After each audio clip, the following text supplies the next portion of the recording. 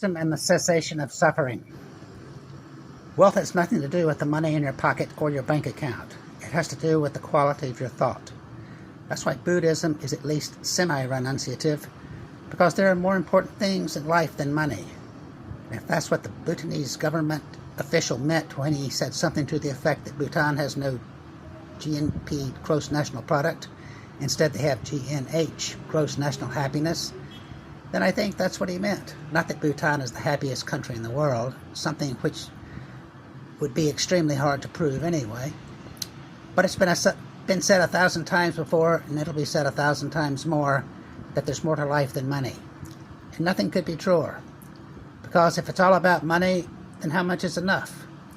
At that point, you define life as something quantitative and not qualitative. And that's never good. The artificial thirst and hunger that inhabit the material body in the material world.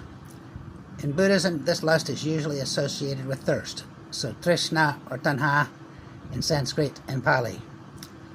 In that sense, it's natural, so nothing to be ashamed of.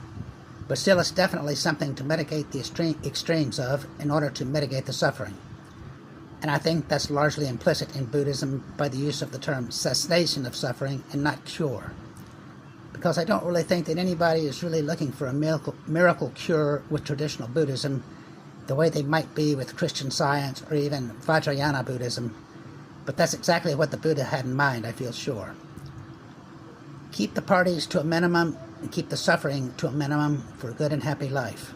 That's the middle path.